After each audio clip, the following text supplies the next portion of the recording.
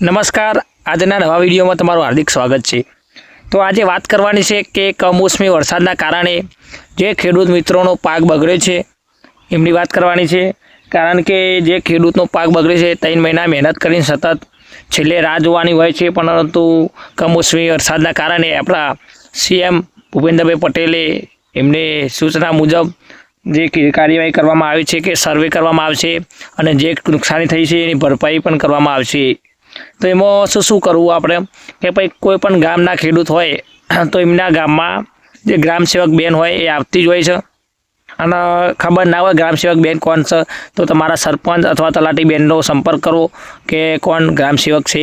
તો ગ્રામ સેવક બેનનો કોન્ટેક કરી અને તમે એમને આગળ આવેલા મુજબ શું આપવું કે જે ખેડૂતનું નામ હોય, કારણ કે કોઈ પણ ખેતરના માલિક હોય એમનું બગડ્યું છે જે પાક ચોમાસા દરમિયાન, તો ખેડૂતનું નામ, પછી ગામનું નામ, તાલુકો, જમીનનો જે ખાતા નંબર હોય 8 આનો ઉતારો મતલબ એ ખાતા નંબર, પછી સર્વે નંબર આપવો।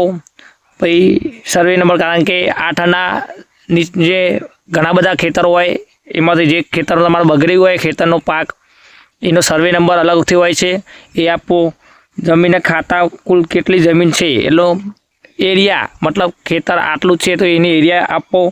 પછી વાવેતર કરેલ પાકનું નામ, કારણ કે કપાસ વાવેલો હોય, પછી મગફળી વાવેલી હોય અથવા અડદ વાવેલા હોય, જે પાક બગડ્યો છે તે લખાવો। અને પછી તાત્કાલિક તમારા વિસ્તારમાં સર્વેયર આવશે અને તે ચેક કરશે કે કેવી રીતે આ પાક સાચે બગડ્યો છે કે નહીં બગડ્યો એ ચેક કરવામાં આવશે। પછી જે કોઈ ખોટી રીતે આવી રીતે દલાલ કરવી નહીં, કારણ કે કોઈ પાક બગડ્યો ના હોય છતાં પણ આવું નામ લખાવવું નહીં, કારણ કે આપણા ખેડૂતોને જ નુકસાન જશે એમાં।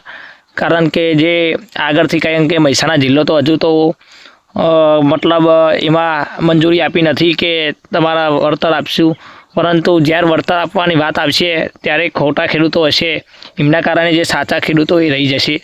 એના કારણે જે સાચા ખેડૂતો છે, કારણ કે જેને ખરેખર પાક બગડ્યો છે એવા જ ખેડૂતો પોતાનું નામ લખાવે મહેરબાની કરીને।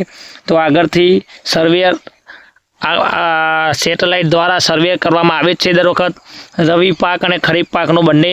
તો આપણો ખરીફ પાક બગડેલો હશે તો ખરીફ પાકની આ સર્વેયર પ્રમાણે બધાને ચૂકવણી કરવામાં આવશે, જે પાક બગડે પ્રમાણે વળતર આપવામાં આવશે।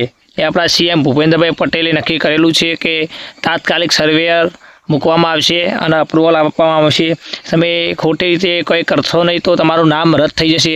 કારણ કે હું ખોટી રીતે કહી દઉં કે મારા ખેતરમાં મગફળી વાવી નથી છતાં પણ હું લખાવી દઉં છું, તો આગળથી પહેલાં તમારા ખેતરનું સર્વે થઈ ગયું છે કે તમારા ખેતરમાં શું વાવેલું હતું અને કેમ બગડ્યું છે કે બધું સેટેલાઇટ ઉપરથી સર્વે થઈ જાય છે। એટલે ખોટી રીતે કોઈને કરવું નહીં, અને બને એટલો આ વિડીયોને શેર કરો જેથી ખેડૂત મિત્રોને ખબર પડે કે આવી રીતે કરી શકાય છે સર્વે।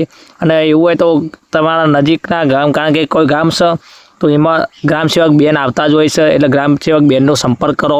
અને ઘણી બધી એવી માહિતી છે જે ખેડૂતને લગતી ફાયદાકારક હોય છે, જે આ ખેડૂત પોર્ટલ પરમાં દર્શાવવામાં આવી છે, જેવું કે તાડપત્રી છે, કોઈ પણ સાધનો લેવા પર સબસિડીઓ પણ મળે છે, તો ખાતરની, પછી બિયારણ માટેની નીચામાં નીચી રાહત દરે આપવામાં આવી છે। એટલે એવું હોય તો આપણે ગ્રામ સેવક બેન આવતા હોય ગામમાં અથવા તલાટી બેનનો સંપર્ક કરો કે કેવી રીતે શું કરવાનો, કારણ કે આ વસ્તુ જોઈતી હોય તો આપણા ગ્રામ સેવક બેન જ બધું હેન્ડલિંગ કરતા હોય ખેડૂતો માટે। તો સ્પેશિયલી ગ્રામ સેવક બેનનો ઉપયોગ આપણે કેવી રીતે કરવાનો કે કોઈ પણ કામ હોય, કારણ કે ઓનલાઈન અરજી તો કોઈ પણ એવી રીતે કરી શકો છો।